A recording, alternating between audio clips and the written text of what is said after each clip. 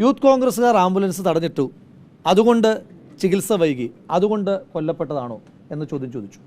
അപ്പോൾ അവർ പറഞ്ഞൊരു മറുപടി ഉണ്ട്. ആ വീട്ടുകാർ പറയുന്നത് അതാണല്ലോ പ്രാഥമികം, അതാണല്ലോ ഇതിൻ്റെ ഏറ്റവും ഒതൻറ്റിക്ക്.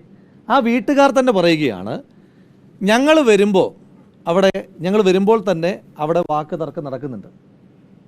ഞങ്ങൾ വന്ന് അവിടെ സമരം നടന്നുകൊണ്ടിരിക്കുമ്പോഴാണ് ഞങ്ങൾ അവിടെ എത്തുമ്പോൾ ഇങ്ങനൊരു പ്രശ്നമുണ്ട്, ഇങ്ങനെ ഞങ്ങളുടെ സഹോദരനെ ആശുപത്രിയിലേക്ക് കൊണ്ടുപോകണമെന്ന് പറഞ്ഞപ്പോൾ ആ യൂത്ത് കോൺഗ്രസ്സുകാരാണ് ഓടി വന്നിട്ട് ഇത് നമ്മുടെ ബിനു അല്ലേ എന്ന് പറഞ്ഞ് അവരാണ് എടുത്ത് ക്രച്ചസി വെച്ച് ആശുപത്രിയിലേക്ക് കൊണ്ടുപോയത്, മെഡിക്കൽ കോളേജിലേക്ക് കൊണ്ടുപോയത് എന്ന് ആ കുടുംബം തന്നെ സാക്ഷ്യപ്പെടുത്തുമ്പോൾ CPM-ൻ്റെ നേതാക്കന്മാർ മനുഷ്യത്വം എന്നേ വെടിഞ്ഞു.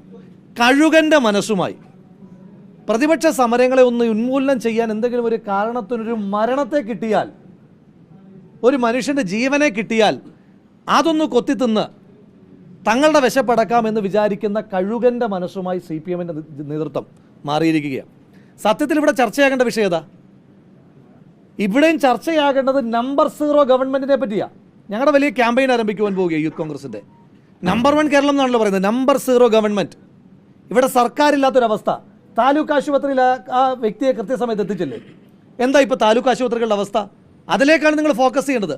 താലൂക്ക് ആശുപത്രി എന്ന് പറയുന്നത് റഫറൻസ് ആശുപത്രി മാത്രമായി മാറിയിരിക്കുക. അവിടേക്ക് വന്ന 2 ചീട്ട് എഴുതും, ഒന്നെങ്കിൽ പാരസെറ്റാമോൾ എന്ന് എഴുതും. പാരസെറ്റാമോൾ കൊണ്ട് പരിഹരിക്കാൻ പറ്റുന്നില്ല എങ്കിൽ നേരെ മെഡിക്കൽ കോളേജിലേക്ക് റെഫർ ചെയ്ത് വിടുകയാണ്. പിന്നെന്താ ഈ താലൂക്ക് ആശുപത്രിയുടെ പണി? ഇത്രയേറെ സമ്പത്ത്, ഇത്രയേറെ മാനവ വിഭവശേഷി നമ്മൾ ഇൻവെസ്റ്റ് ചെയ്തിരിക്കുന്ന ഒരു മേഖലയല്ലേ കേരളത്തിൻ്റെ ആരോഗ്യ മേഖല.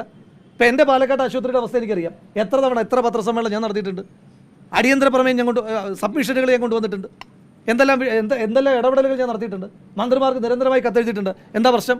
മതിയായ മരുന്നുകളില്ല, മതിയായ ഡോക്ടർമാരില്ല, മതിയായ സാങ്കേതിക തികവില്ല. താലൂക്ക് ആശുപത്രിയിലേക്ക് ഒരു വ്യക്തിയെ സമയത്തെത്തിച്ച ആളെ ജീവൻ രക്ഷിക്കാൻ കഴിയാത്ത വ്യവസ്ഥിതിയാണ് കേരളത്തിൻ്റെ താലൂക്ക് ആശുപത്രികൾക്ക്. ജില്ലാ ആശുപത്രികളുടെ അവസ്ഥ വ്യത്യസ്തമല്ല. മെഡിക്കൽ കോളേജിൽ പോയാൽ കൂട്ടിരിക്കുന്ന ആൾ വരെ കെട്ടിടം തകർന്നു വീണ് വരെ മരിക്കുന്ന സാഹചര്യം.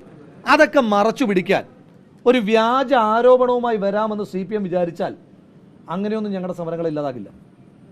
അപ്പോൾ അത് പരിശോധിക്കപ്പെടണം.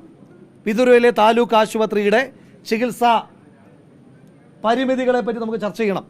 ഇനി മെഡിക്കൽ കോളേജിൽ സമയത്തെത്തിയെന്ന വീട്ടുകാർ പറയുന്നുണ്ടല്ലോ. മെഡിക്കൽ കോളേജിലെത്തി 15 മിനിറ്റോളം അവരോടൊക്കെ സംസാരിച്ചു, അതിനുശേഷമാണ് മരണപ്പെടുന്നതെന്ന് പറഞ്ഞപ്പോൾ മെഡിക്കൽ കോളേജിലും എത്തിയ ടൈമിൽ മെഡിക്കൽ കോളേജിൽ എത്തിയിട്ടും ആ രോഗിയുടെ ജീവൻ രക്ഷിക്കാൻ കഴിയുന്നില്ല എന്ന് പറയുമ്പോൾ നമ്മുടെ ആരോഗ്യ വ്യവസ്ഥിതി, കോഴിക്കോട്ടെ റിപ്പോർട്ടർമാരല്ലേ നിങ്ങളൊക്കെ, കോഴിക്കോട് മെഡിക്കൽ കോളേജിൻ്റെ അവസ്ഥ എന്താ?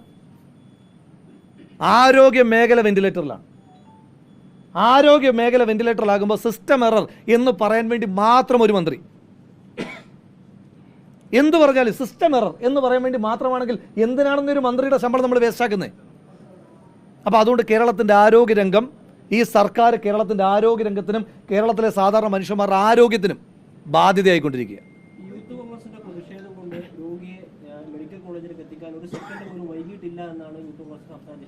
യൂത്ത് കോൺഗ്രസിൻ്റെ സംസ്ഥാന അധ്യക്ഷൻ മാത്രമല്ല പറയുന്നത്, ഞാൻ ആ സീനിലില്ലല്ലോ.